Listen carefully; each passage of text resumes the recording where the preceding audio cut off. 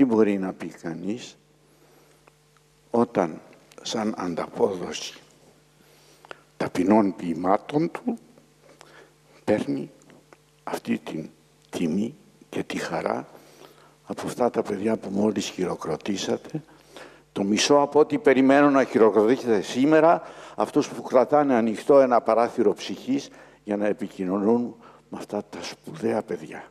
Δικό σας το χειροκρότημα.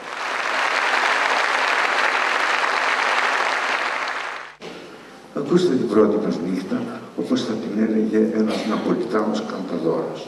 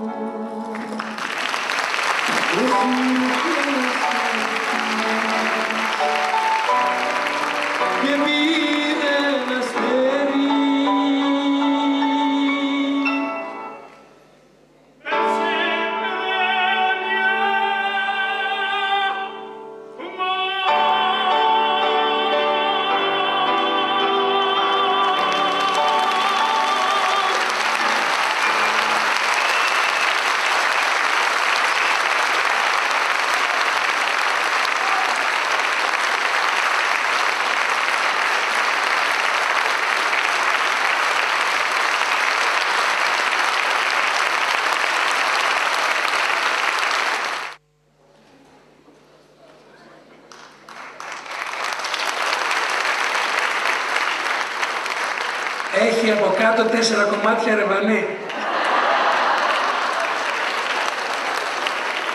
Ό,τι είδατε απόψε είναι πολλών προσπάθεια. Καταρχήν, να ευχαριστήσουμε την κυρία Ελένη Αναγνώστου. Όπως λέω εγώ, την Ελένη των παιδιών. Η Ελένη είναι η Ελένη των παιδιών. Ελενίτσα, παρακαλώ θερμά την αντινομάρχη κυρία Μπατσαρά.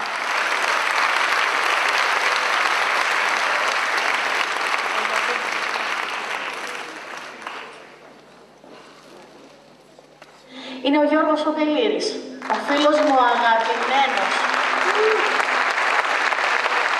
Και σύντροφός μου η Αγγελική.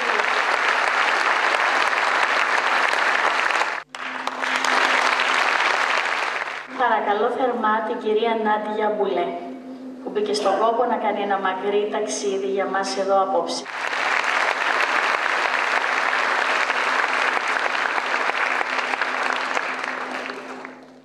Η κυρία Μαρία Παπαγιαννάκη, που ήρθε από την Αθήνα για μας, η ηθοποιός. Είμαι πολύ χαρούμενη και συγκινημένη που ακόμη μία γιορταστική βραδιά για την 3η του Δεκέμβρη ολοκληρώθηκε, φέτος με το αφιέρωμα στο Μίμη Πλέσα. Είναι σαν ένα μωρό που γεννιέται κάθε εκδήλωση που τελειώνει και τώρα είμαστε στην ευχάριστη στιγμή να το καμαρώνουμε και να ζούμε την πρώτη χαρά του μετά από το γεγονός. Εύχομαι ότι η 3η του Δεκέμβρη δεν θα είναι μόνο μία μέρα που θα γιορτάζουμε και θα θυμόμαστε όταν τη συναντούμε ημερολογιακά, αλλά κάθε μέρα η επαφή μας και η σκέψη μας πρέπει να είναι κοντά σε όλους τους συνανθρώπους μας και στους συνανθρώπους μας με αναπηρία.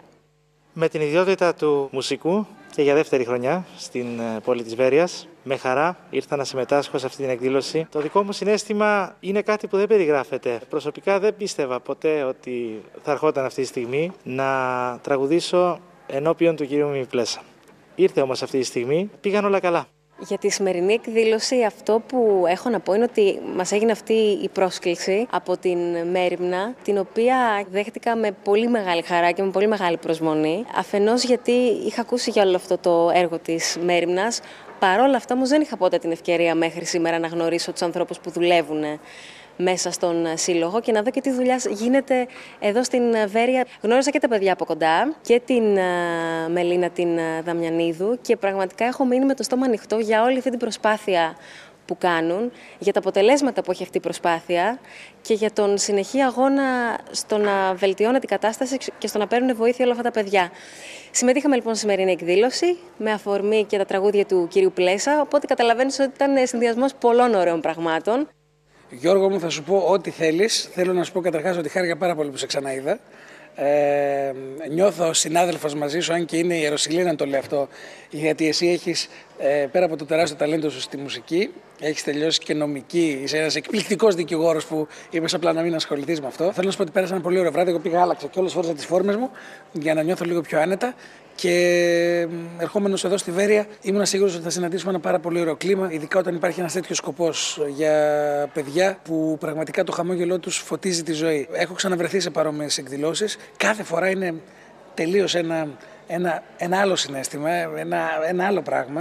Χάρηκα γιατί νομίζω ότι τα καταφέραμε και θα το δείξεις και εσύ από την εκπομπή, αλλά και εσύ μπορείς να εκφράσεις αυτό που νιώσαμε όλοι μας εδώ πέρα πάνω.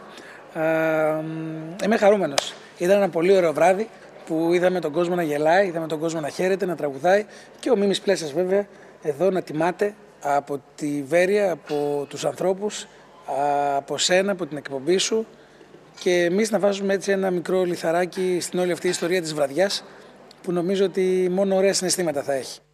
Μια μεγάλη εκδήλωση αφιέρωμα στον Μίμη Πλέσσα και ερασμένη σε όλους τους ανθρώπους της πόλης μας που είναι δίπλα μας, που δίνουν την αγάπη τους, την προσοχή τους και την ευαισθησία τους στα παιδιά μας. Ευχαριστούμε πολύ τον Μαέστρο που μοιράστηκε μαζί μας την γιορτή των ατόμων με αναπηρία. Είναι τρία που για μια ακόμα φορά δεν ξεχνά τις εκδηλώσεις μας. Όλους όσους συμμετείχαν για το άρτιο αποτέλεσμα της απόψινής βραδιάς.